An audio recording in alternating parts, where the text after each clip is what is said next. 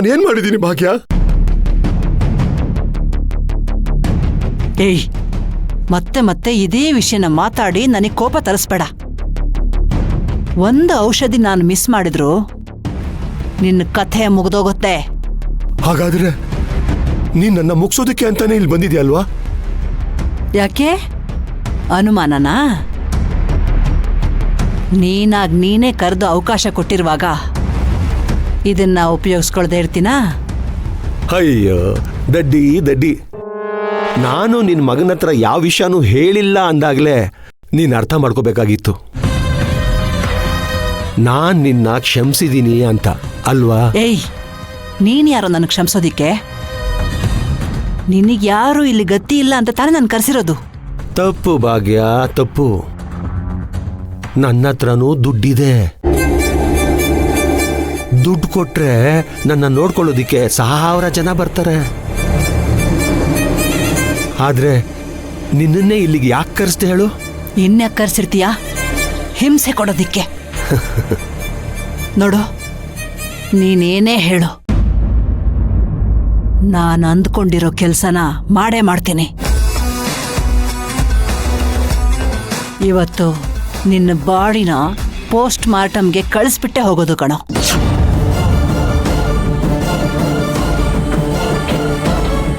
ಇಲ್ಲೇ ಈಗ್ಲೇ ನಿನ್ನ ಮುಗಿಸಿದ್ರು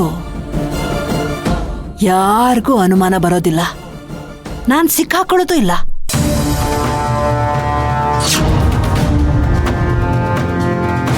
ಯಾಕೆ ಅಂದ್ರೆ ನೀನಾಗ್ ನೀನೆ ನನ್ನ ಕೈಲಿ ಸೇವೆ ಮಾಡಿಸ್ಕೊಳ್ಳೋದಕ್ಕೆ ಕರೆಸ್ಕೊಂಡಿದೀಯ. ಅದೇ ನೀನು ಮಾಡಿರೋ ದೊಡ್ಡ ತಪ್ಪು ದೇವರಾಜ. ಇಲ್ಲ ಭಾಗ್ಯ, ಖಂಡಿತ ನೀನ್ ಸಿಕ್ಕಾಕೊಂಡ್ಬಿಡ್ತೀಯ. ಬೇಡ, ಆಮೇಲೆ ನರ್ಕ ಅನ್ಭವಿಸ್ತೀಯ. ಅರ್ಥ ಮಾಡ್ಕೋ. ಯಾಕೆ ಹೇಳು? ನಾನು ನಿನ್ನೆಲ್ಲ ಸೀಕ್ರೆಟ್ಗಳನ್ನ ಫೈಲ್ ಮಾಡಿ ಜೋಪಾನವಾಗಿ ಎತ್ತಿಟ್ಟಿದ್ದೀನಿ.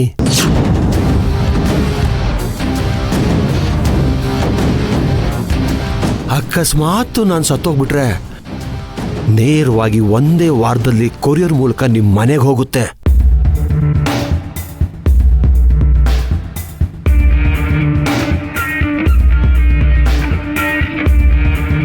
ನಾನಿದನ್ನ ನಿನ್ನ ಹತ್ರ ಹೇಳಬೇಕು ಅನ್ನೋ ಅಷ್ಟರಲ್ಲಿ ನೀನು ಸಿರಂಜನ್ನ ನಾನು ಚುಚ್ಬಿಟ್ಟೆ.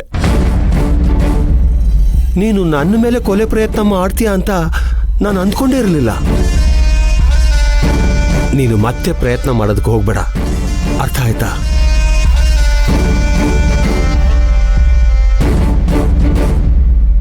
ಆಹಾ, ಆನಂದ ಬಾಷ್ಪ. ನನ್ನ ಗಂಡ ಉಳ್ಕೊಂಡ್ಬಿಟ್ನಲ್ಲ ಅನ್ನೋ ಸಂತೋಷದ ಕಣ್ಣೀರು. ನೋಡ್ದ ಭಾಗ್ಯ, ಆ ದೇವರು ನಮ್ಮಿಬ್ಬರನ್ನು ಬೇರೆ ಮಾಡಲಿಲ್ಲ. ಯಾಕೆ ಹೇಳು? ನಮ್ಮಿಬ್ಬರದು ಜನ್ಮ ಜನ್ಮದ ಅನುಬಂಧ.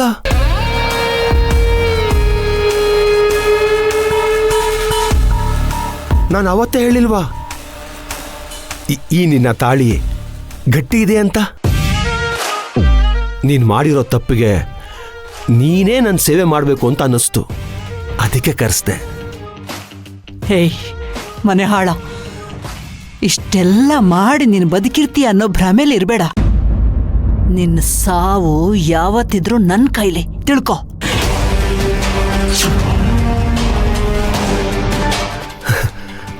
All the best darling.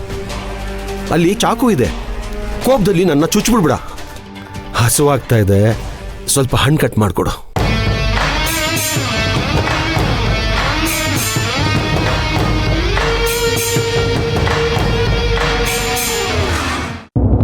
ಇಲ್ಲ, ಬಿಲ್ಸ್ ಚೆಕ್ ಮಾಡ್ತಿದ್ದೆ.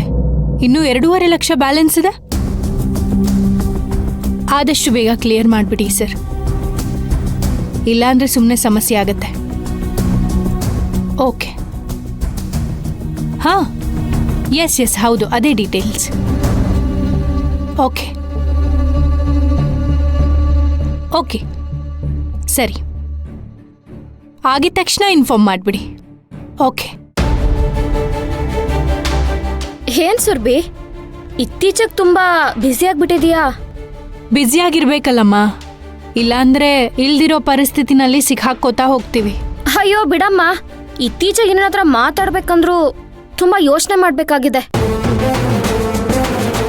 ಆಫೀಸ್ ಲೆಕ್ಕ ನೋಡ್ತಾ ನೋಡ್ತಾ ಪ್ರತಿಯೊಂದಕ್ಕೂ ಲೆಕ್ಕಾಚಾರ ಹಾಕೋಕ್ ಶುರು ಮಾಡ್ಬಿಟ್ಟಿದ್ಯಾ. ನೀನ್ ಯಾವ ವಿಷಯದ ಬಗ್ಗೆ ಮಾತಾಡ್ತಿದ್ಯಾ? ನಾನು ಯಾವ ವಿಷಯದ ಬಗ್ಗೆ ಮಾತಾಡ್ತಿದ್ದೀನಿ ಅಂತ ಅರ್ಥ ಆಗದಿರೋಷ್ಟು ದಡ್ಡಿ ನೀನಲ್ಲ ಅಂತ ನನಗೆ ಚೆನ್ನಾಗಿ ಗೊತ್ತು. ಬಿಡು, ಸುಮ್ಮನೆ ಮಾತಾಡಿ ಪ್ರಯೋಜನ ಇಲ್ಲ. ನಿನ್ನೆ ನಾನು ಅಣ್ಣನ ಹತ್ರ ದುಡ್ಡು ಬೇಕು ಅಂತ ಕೇಳಿದ್ದೆ. ಅವ್ನು ಸುರ್ಬಿಗೆ ಹೇಳ್ತೀನಿ ಅವಳ ಹತ್ರ ಇಸ್ಕೊ ಅಂತ ಹೇಳಿದ್ದ. ಚೆಕ್ ರೆಡಿ ಆಗಿದ್ರೆ ಕೊಟ್ಬಿಡು, ನನಗೆ ತುಂಬ ಕೆಲಸ ಇದೆ. ಸೂರ್ಯ ನಂಗೂ ಹೇಳಿದ್ದ, ಆದ್ರೆ 5 ಲಕ್ಷ ಸ್ವಲ್ಪ ಜಾಸ್ತಿ ಅನ್ಸ್ಲಿಲ್ವಾ? ಜಾಸ್ತಿನೋ ಕಮ್ಮಿನೋ ನಿನಗ್ಯಾಕೆ? ಅಲ್ಲ ರುಕ್ಮಿಣಿ, 5 ಲಕ್ಷ ಇಟ್ಕೊಂಡು ನೀನೇನ್ ಮಾಡ್ತೀಯಾ ಅಂತ. ಅದನ್ನ ನಾನು ಕೇಳ್ತಾ ಇರೋದು. ಅದನ್ನೆಲ್ಲ ಕಟ್ಕೊಂಡು ನಿನಗೇನಾಗಬೇಕು? ರುಕ್ಮಿಣಿ, ಒರಟಾಗಿ ಮಾತಾಡೋದಕ್ಕೆ ನಂಗೂ ಬರುತ್ತೆ. ಆದ್ರೆ ಒಂದ್ ಅರ್ಥ ಮಾಡ್ಕೊ, ನಾನಿಲ್ಲಿ ಪ್ರತಿಯೊಂದಕ್ಕೂ ಅಕೌಂಟ್ ಇಟ್ಕೋಬೇಕು. ಎಲ್ಲದರ ಡೀಟೇಲ್ಸ್ನ ಮೆನ್ಷನ್ ಮಾಡಬೇಕು. ಅದು ಬಿಟ್ಟು ಕುತೂಹಲಕ್ಕೋ ನೀನೇನ್ ಮಾಡ್ತಿದ್ಯಾ ಅಂತ ತಿಳ್ಕೊಳ್ಳೋಕ್ಕೋ ನಾನು ಈ ಪ್ರಶ್ನೆ ಕೇಳ್ತಿಲ್ಲ. ನಾನೇನು ದುಡ್ಡನ್ನ ಹೇಗಂದ್ರೆ ಹಂಗೆ ಚಿಂದಿ ಉಡಾಯಿಸಲ್ಲ. ಇಷ್ಟು ಸಣ್ಣ ವಿಷಯಕ್ಕೆ ಯಾಕೆ ಹೀಗೆಲ್ಲ ರಿಯಾಕ್ಟ್ ಮಾಡ್ತಿದ್ಯಾ? ಅಲ್ಲ, ನಿನಗೂ ಒಂದು ಜವಾಬ್ದಾರಿ ಕೊಟ್ರೆ ನೀನ್ ಅದನ್ನ ನಿಭಾಯಿಸಲ್ವಾ? ನಿಭಾಯಿಸೋದು ಬೇರೆ, ಅಧಿಕಾರ ಚಲಾಯಿಸೋದು ಬೇರೆ.